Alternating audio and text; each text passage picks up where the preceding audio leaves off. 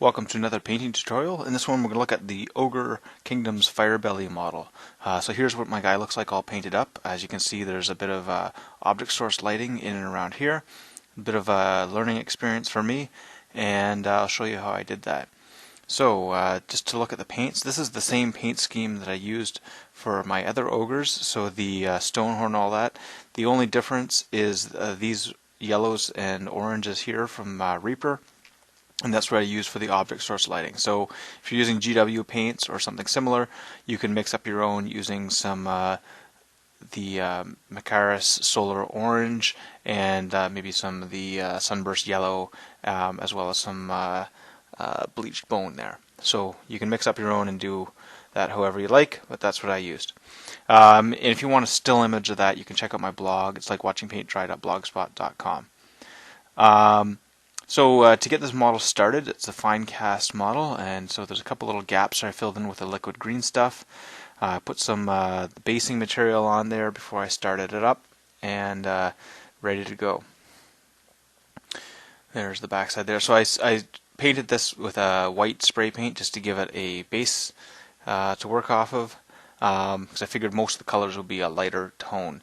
So as you can see here, this is Tolarian Flesh, just a foundation flesh to give me a basis for everything to go on, and just try to get a nice even coat of it there.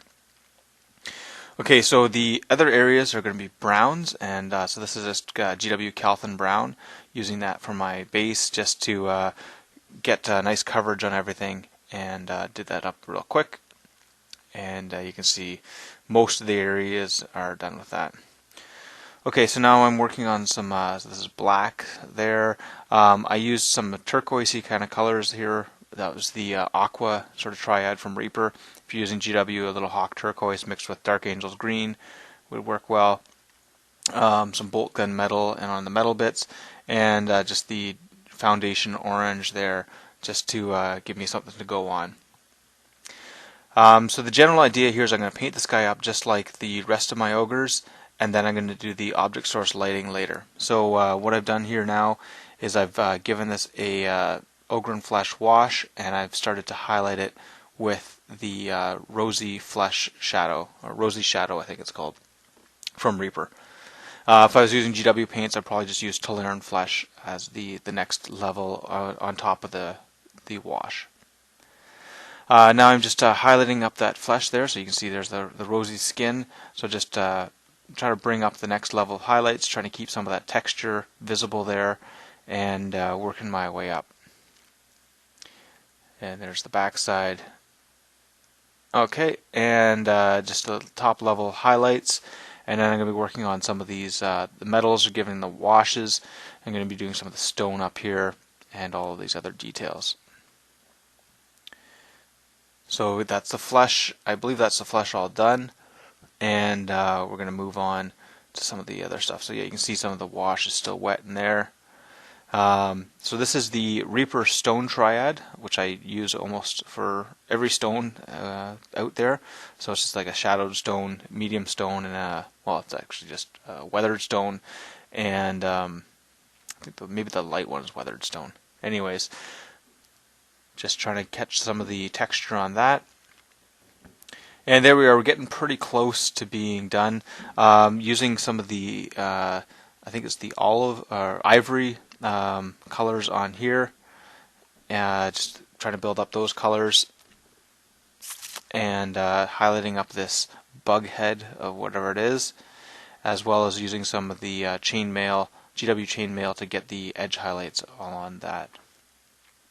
Using the leather browns on some of the leather bits there, highlighting this up to the top level now, and getting these edge highlights on this stuff. I think I used some of the stone colors on these as well, just to try to keep it consistent. And as you can see, I'm almost at the point now where it's done. It's adding some other small details. So there's just a bit of blood red, just trying to do that on really really fine with a brush. Okay, so what I'm doing here now is I'm going to be painting the smoke kind of a black, and I'm going to try to highlight it gray from underneath up to almost a white to kind of simulate some sort of a steam kind of a thing coming out. And then I'm going to be doing some of the colors in here. So I'm just using some of the Reaper grays. If you're using GW, so Codex Gray mixed with a bit of Chaos Black and kind of working your way up. I wasn't really happy with how this turned out, so you might want to try something a bit different. But essentially I'm trying to go from a dark gray right down to a light gray underneath here. And you can see that kind of coming together. I don't know if it's the detail on this, but I just overall wasn't really happy with how that turned out. Okay, so on this face here, I kind of simulated the same GW kind of look with the light blues there, and I've started to add a bit of whites in the deep areas on this flame. I ended up going over all of this with an orange. That's one of the Reaper oranges there, and I started adding some of the high spots there where I figured the reflection would be. So that's I think that's the Reaper Fire Orange or Phoenix Orange, whatever it is. So now what I'm doing is I'm adding on different spots where I think the light would reflect the most. So you can kind of see here. If you're looking from up here, this is the way I've done it is try to see what parts of the model I could see from wherever this flame would be. So imagine that the light's coming out from all of these areas. So just kind of the way these shadows work, you kind of got this area in here, you have areas here, and whatnot. So the under parts here wouldn't be covered, as well as the inside this neck area. That's kind of all in a shadow from its face, and I've got some reflections off the edge of this stone. You can actually see a bit of his leg here from up there, so I've put a little bit in there and tried to get some of the highlights on the top edges of this down here as well. And then on the back side, again, there's just the way his arm goes, there's a bit there, and in on that shoulder pad there, not shoulder pad, just the shoulder, and then along the top of these bandages, on his face there, as well as bits of spots here. So here I am working up just a couple more colors, so working up with the lighter colors up to the edges, and just trying to do this as thin as possible to maintain the kind of colors that I had going before. And again, kind of looking down here, you can still see parts of his foot, you can still see parts of this leg, you can see these edges here, so that's why I'm highlighting those. And then obviously bits up here. So just kind of putting it on in glazes, and I found it worked really well if you water down the paint lots and you put it on very, very, very thin. So don't let the paint pool, because then if you let it pool on here, you'll get light areas in where there should be shadows, because you want to maintain most of those shadows and kind of just give it a tint is what you're looking for. So then I went over some of these areas here with the different yellows, tried to get the lightest colors in the deepest areas, and then I highlighted some of the edges there, and you'll see that as I work around here.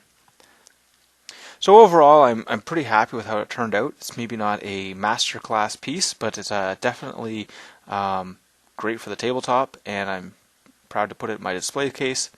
So nice effort and nice results, but probably not going to win any awards.